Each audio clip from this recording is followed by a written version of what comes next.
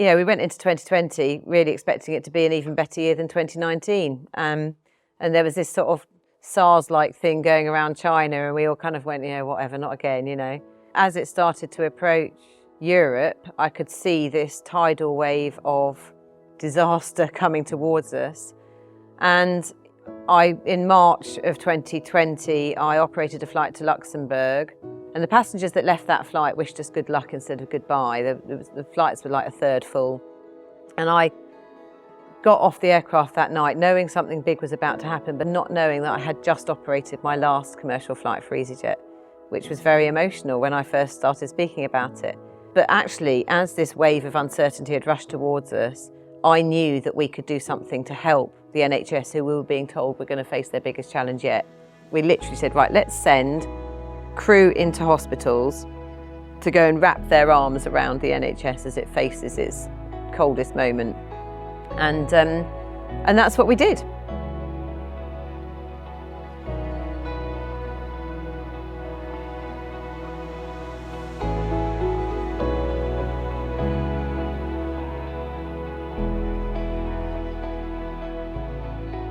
I think the fact that I did take ownership of it and I didn't lash out and say, this was somebody else's fault, gained me quite a lot of respect from my colleagues, and particularly from the training point of view, because there were a lot of trainers that were really on Team Emma the second time round, and they were like, I think they appreciated the fact, and certainly the trainer who was the guy who had the unfortunate job of telling me I'd failed, he's a really good friend still. We're still in contact, and I really felt for him. It must have been really difficult for him to say to somebody, the thing that you've been working towards your whole career is not going to happen tonight. And by the way, it's going to be a year before you get another shot. But you did, and then you passed your command course the second time around. Do you think that you were a better captain because of it? Absolutely. That year back in the right-hand seat taught me more about being a captain than I had learned in the previous 5 years before that. And the day I passed my final line, the second command course is amazing because I felt like I breezed through it. I wasn't being arrogant about it. I was quite nervous about it, but I just felt like I was in a completely different place. And what was really lovely was that my final command line check was done by a trainer and captain who I had known for a long time from Stansted. And he actually had tears in his eyes when he said to me, well, Captain Henderson, I am pleased to tell you that you've passed and you are now officially a captain. And we were both quite emotional about it. And the lovely part of that as well was that the aircraft that I did my command line check in was Echo Hotel. So it had my initials on it. So of course I had to go and have a photo by the gear Meant to happen. I know. That's literally not something that any crewing department can plan. It was a complete fluke. So and again, in the same way as I became grateful for everything in life when I nearly lost it, I became so much more grateful for the position that I was then in as captain, for the fact that it hadn't come easily to me. It wasn't a no-brainer. I had to work at it, and it was all my fault, So not that I wanted to beat myself up over it, but just acknowledging the fact that I could have done better and I should have made different decisions. It probably helped me to make better command decisions when I did become a captain as well. So Emma, talking about personal challenges then that you've had to overcome, can you tell us what happened to your brother-in-law in 2003? Yeah, this is the story that I think a lot of people start to wonder if I make stuff up. But basically, we'd moved to New Zealand in the February of 2003, and a few months later, I was sitting having my hair highlighted at in a friend's kitchen, and my phone rang, and it was my husband to say, Mark's gone missing. So my brother-in-law had been travelling through Central and South America, and he'd gone to visit actually his cousin, our cousins, who were living in Bogota at the time, and they said, you must go and see the lost city of the Sierra Nevada de Santa Marta. It's amazing. It was found in the 70s. We went recently, you should go. So he'd gone off on this trek, and there was a group of 16 of them, and basically they didn't come back because they woke up one morning with guns in their faces, and a rebel group had decided to take them into the jungle, which they did. So there were 16 of them. 8 of them were actually released immediately. and 8 of them were taken, and we didn't know where he was or who had him, if he was alive. We just knew he was gone. Mark Henderson was taken at gunpoint along with 6 other tourists. Another British man, Matthew Scott, escaped. Little is known of Mark's precise whereabouts. To try a forceful rescue, the ELN will not permit it and would execute the detainees. We were living 12,000 miles away from home, from my husband's parents, from our parents. And because of Jim's job, because he's in the Air Force, there was a news blackout on us, so we couldn't exist because it had potential to make him too valuable a hostage. And we just had to sit and wait. There was just nothing we could do about it. We couldn't go there, although my daughter, who was 4 at the time, very sweetly said, "I'm going to steal one of Daddy's planes and fly over there and get him back from the baddies." And we were like, yeah, actually, out of all of our children, you're the one that probably would do that.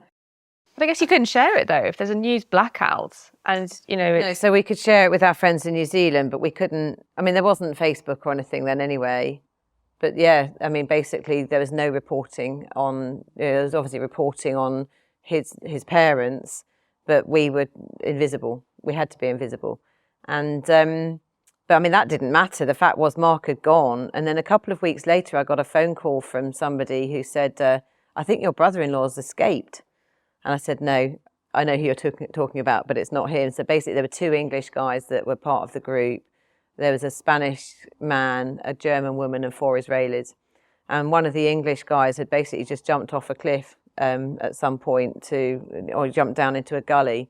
They had shots fired at him, and the rest of them had assumed he'd died, but he'd actually survived and been found deliriously walking around the jungle like quite a long time later. And eventually the news sort of trickled out that there were 2 rebel groups in Colombia at the time that could have taken him, and one was the FARC and one was the ELN. And the FARC had a reputation for demanding a hostage, demanding a ransom, it being paid, and then they killed the person anyway. So the ELN was the Spanish Liberation Army, and they were basically, it turned out in the end, doing it to raise awareness of their plight, because they lived in conditions where they had no hospitals, no schools, really poor access to food and healthcare, and they lived in a country that was run by drug lords and gun runners, and they just wanted the world to notice them. So they did that by taking 5 Western hostages, and 8 Western hostages, and Mark was one of them. And then we one day got a message to say he was alive and well. Video messages would come out. And he spent 101 days in captivity. And it was actually the Catholic Church and CAFOD who negotiated his release. And by the time he was released, we had gone to Fiji for Christmas because his parents were supposed to be coming out for Christmas, and the Home Office had said, "No, you really need to stay at home because we think he might get out." So we'd gone off to Fiji for Christmas because we thought, well, you know, not got family here, we might as well go and enjoy it. And we watched his release on the news. And before he did his press release, the hotel had arranged to patch us through so we could speak to him. And it was just amazing. And he, you know, his story is an amazing story. And actually for us, I always believed I'd see him again. I never believed he was, you know, none of us believed he was dead. We always believed we'd see him again. We didn't know how it was going to pan out, but we did. We saw, you know, he was released. He was headline news in all the papers on the 24th of December 2003 because he'd been released from captivity, and he went on to actually make a documentary about it called My Kidnapper, and it led into the rest of his career as a TV and film producer and director, which I'm very proud of. But that was probably my first biggest challenge in terms of how do you deal with something that you've got no control over, affects you deeply because it's a member of your family who you love, and you know, there's nothing you can do about it. And how did you deal with it, particularly with the news blackout and it sort of being sensitive who you spoke to about it in terms of getting a support network? Well, we just had to get on with life. You know, we had 3 small children. Jim had a job. We had a life there. He was on our minds all the time. I prayed about it. I talked to my friends about it, and you know, hilariously, we went up to the mess not long afterwards, and a really good friend walked up to Jim and said, "So I hear your brother's been stealing all the attention in Colombia or something." And it was brilliant. It just broke the ice, and meant that Jim didn't have to tell everybody about it, because it was quite a difficult thing to say, well, we just don't know what's going to happen. And we just had to get on with it. And Mark's story is independently a very interesting and amazing one, and I'm very, very proud of him and the way he got through it and what he's gone on to do since. So, but yeah, it was the first, but we just had to get on with it in the same way as my grandma had to get on with it when her husband died and left her with 3 children. And in the same way as other people, you know, in the end, when something horrific happens, you just have to find a way through it. It's an incredible story of resilience that you just shared with us. Well, I'm just glad he came home. Attention stealers, our younger brothers. My husband and I have always said, oh, for goodness sake, we've got attention-seeking younger brothers. So Emma, tell me about your decision then to leave easyJet. Well, that was a decision I never thought I was ever going to have to make. I loved my job. Everybody knows how much I love my job. I gave it 150%, and I was active in the airline. You know, I was busy. I was fear of flying, and I did noise conferences, and I had done inside the cockpit, you know. I was Captain Emma, and you know, we went into 2020 really expecting it to be an even better year than 2019. And there was this sort of SARS-like thing going around China, and we all kind of went, you know, whatever, not again, you know. And obviously we know what happened, but as it started to approach Europe, I could see this tidal wave of disaster coming towards us. And in March of 2020, I operated a flight to Luxembourg that, when the passengers got off back in Gatwick, I could feel this sort of overwhelming sense of something big happening. And the passengers that left that flight wished us good luck instead of goodbye. The flights were like a third full. And I got off the aircraft that night knowing something big was about to happen, but not knowing, as I walked down the steps from that aircraft, and you know, you do that check back to check maybe you haven't left the strobes on or something, which I did frequently. And I looked back at that aircraft not knowing that I had just operated my last commercial flight for easyJet, which was very emotional when I first started speaking about it. But later that year, I mean, I was living at Kinloss in the north of Scotland, and I was working at Gatwick, so my commute was by air. And it just became impossible. I mean, I couldn't get to work, and actually we'd all been grounded anyway. And as the summer wore on and kind of things started to pick back up again, my airline needed to, the way they chose to do things was to preserve jobs by asking everyone to go 50% and offering voluntary redundancy to those who wanted to take it. And the more I thought about it, the more I thought, my life's moved on a lot with what I've gone on to do next. I don't think I want to go back to work. And there were some other things as well, you know, there were some things I hadn't liked about some things that had happened and the way things were being dealt with. And I just thought, I don't know if this is what I want to do anymore. I've become a captain. I've done everything I ever wanted to do.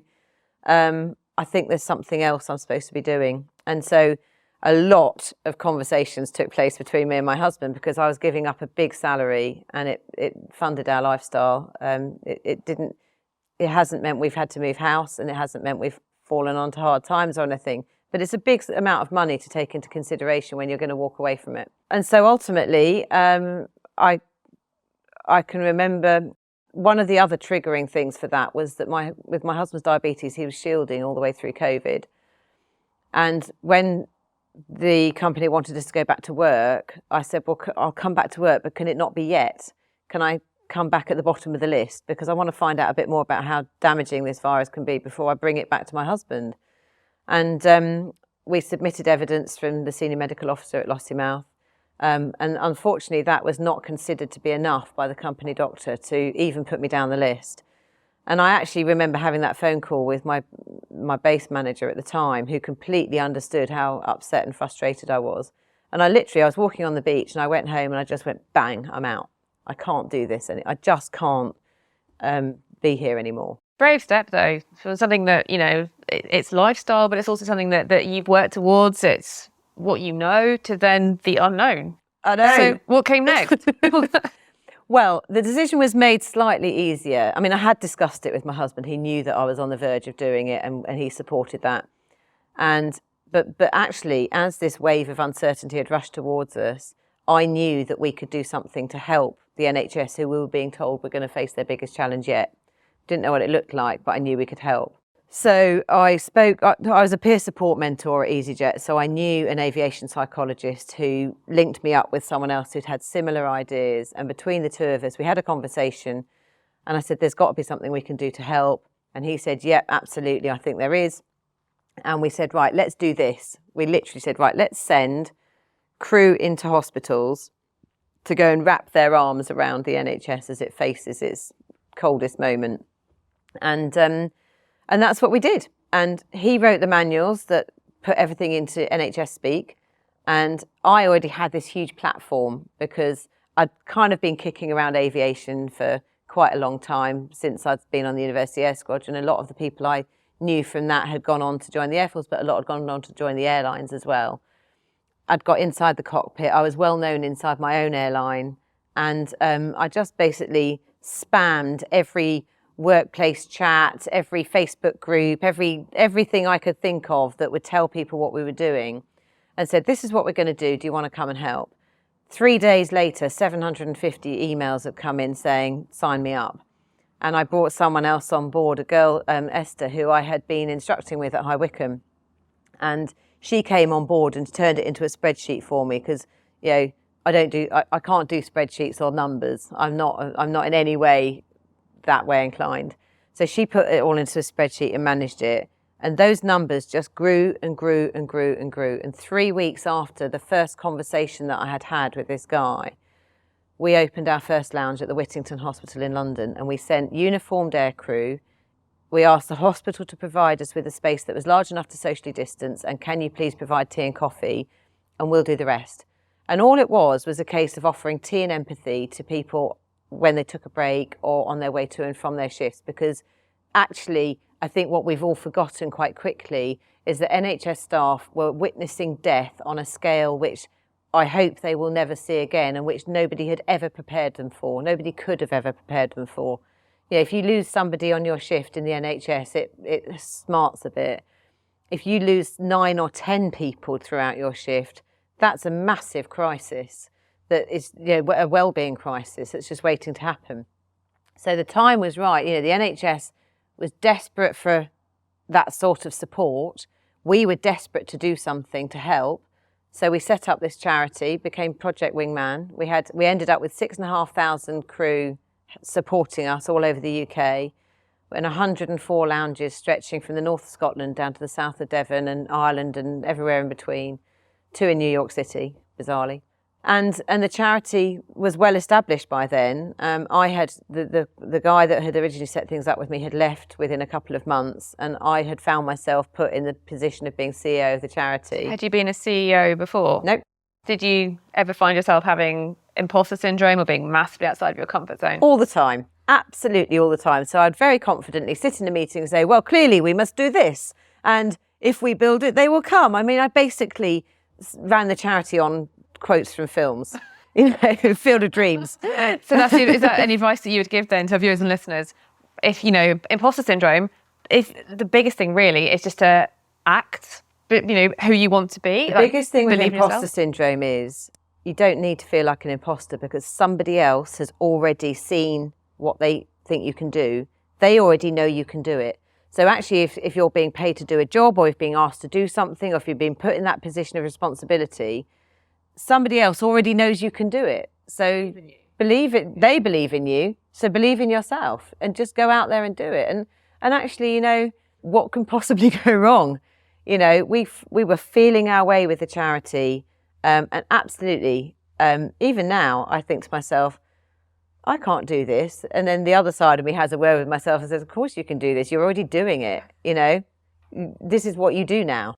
So alongside Project Wingman, you're also working as a professional speaker. So tell me a little bit about how you've found moving into, again, outside your comfort zone into a new sphere. Well, that came about really partly because I was a Fearless Flyer presenter at easyJet, and Lawrence Layton, who is the guy who runs that programme, trained me really well. So I had to learn a 45-minute script, and he taught me how to have stage presence. So that bit was easy because I'd already been given that training kind of for free. But then at the end of 2020, I received an MBE for my work with the charity. And around that, there were loads of interviews and podcasts and all sorts of things. I had an interview with Boris Johnson. I was invited onto Sky News and some serious hitters in the sort of, I suppose, world of media. I was doing interviews with them, and I was doing them as if I just did it all the time. And several people said to me, you could do this for a job. And I thought, God, I'd love that. That'd be great. So when I left easyJet, I claimed unemployment benefit and then job seekers allowance. Well, it was job seekers allowance, and then I got a new enterprise allowance. And I set up a business as a speaker, and I started, other people had already asked me to do that. Would you come and speak to us? I thought I can turn this into a business. So I did. And that's what I run the charity, and I get paid to do that 2 days a week.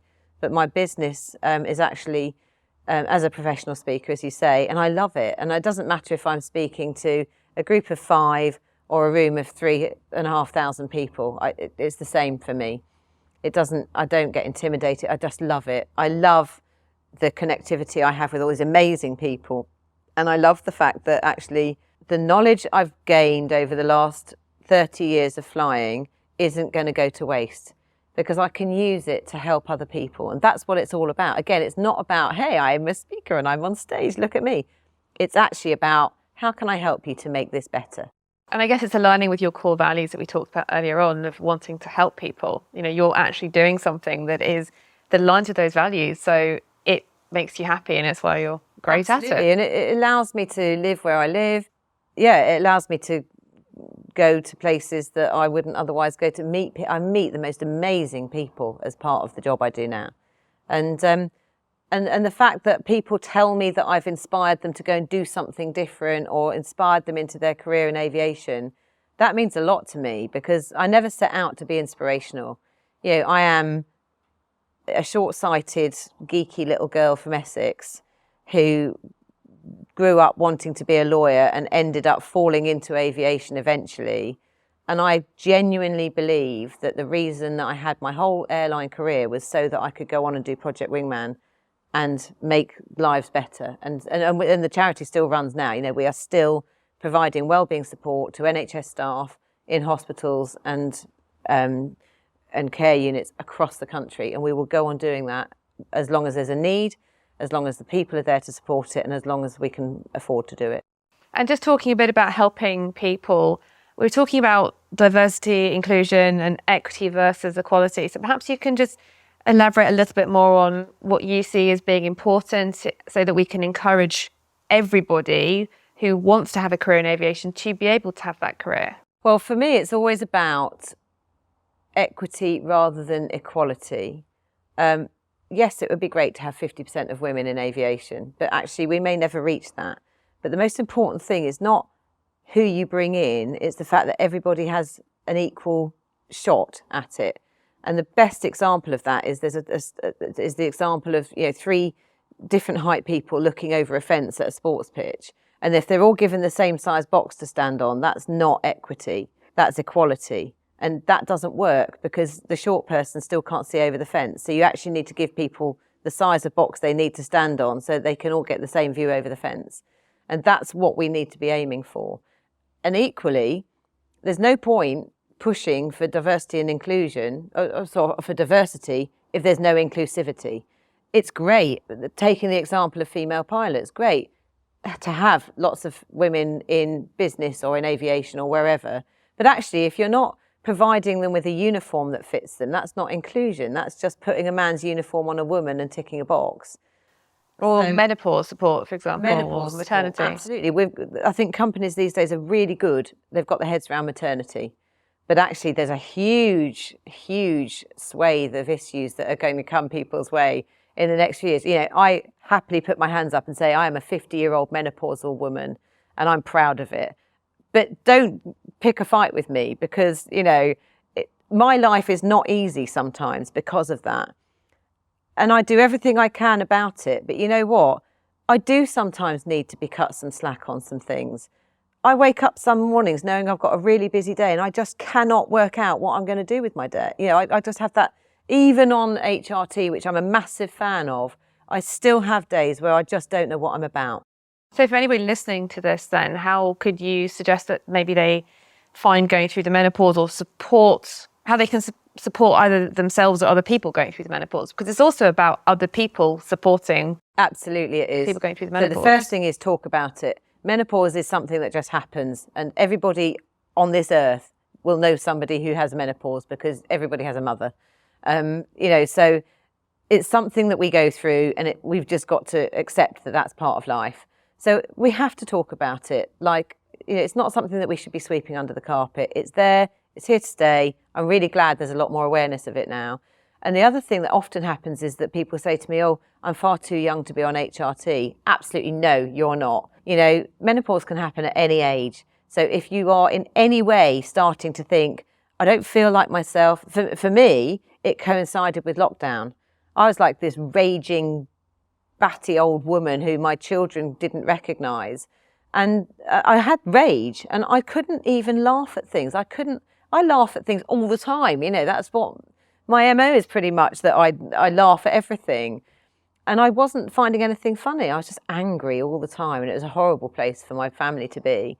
And I'm not kidding, within 3 days of putting these happy stickers on, as I call them, I was like, oh, hello me, I'm back. It was a revelation. So, I would say start it sooner rather than later, and just own it and say, okay, this is something that it's like with taking antidepressants, it's nothing shameful. There's an imbalance in your body that needs to be addressed. So address it. There's all the equipment out there, all the tools are there, and we should just use them. And I'm really passionate about that, because people don't have to live like that. We can choose to take control of our lives by choosing to take the things that are on offer to make it better. That's a really key message, isn't it? Just taking control of the situation and taking ownership. It's always about control. So, Emma, what is next for Captain Emma? Well, they won't let me be Prime Minister, which is quite annoying. I think you'd be good at it. I think I'd smash it, but I think I might be a little bit too outspoken about some things for that. So Project Wingman is continuing, and it will continue as long as we're able to keep it running and as long as there's a need. And I really love the work we do there. It's so important. And I really love the fact that it still connects the airline community, because the happy coincidence of doing that was that we created this community of people in the aviation industry who call themselves winglets, and we all look after each other. So that's an amazing thing. And I'm immensely grateful to everybody who continues to support that and work so hard. My speaking business I really enjoy as well, and that's something that I really want to keep growing. I've written a book which is currently with a publisher, so I don't know when that will be out. It's being edited at the moment, and but I'm really grateful that somebody has taken that on and wants to publish it. So that's really good news. And really, I don't know what's around the next. I don't know what I'm going to be when I grow up, because I haven't found out yet. It's very much a case of, living each moment for what it is and just seeing what's around the next corner. And the thing is, if the speaking dries up, then I'll find something else to do. I'm not too proud to go and sit back on a checkout in Tesco's if I have to, but I don't think I'll go there necessarily, but I would if I needed to. I'm very lucky that we're at a time in our lives when our children have left school and university, supposedly left home, but they never really do. And I'm excited to see what the future brings. But for the time being, I'm going to carry on, working to make my little corner of the world a better place as much as I possibly can. Well, I'm excited for you, and I'm excited to hear about the book and to read the book when it comes out. So please do let me know. Absolutely. I'm awaiting my copy. Don't worry, I will be forcing it on people. Please read my book. Please buy the book. Please and I read it. wish you luck if you decide to run for Prime Minister as well. But in the meantime, thank you very, very much for being on the show today. It's been a wonderful conversation with you. I've really enjoyed it. I've learned a lot. It's been a pleasure to hear your story. So thank you very much. And I'm sure our listeners and viewers will really enjoy hearing all the inspiration that you have to offer them. Thank you so much for having me. It's been really great to come and talk at you for such a long time today. Thank you. You're welcome. It's been a pleasure.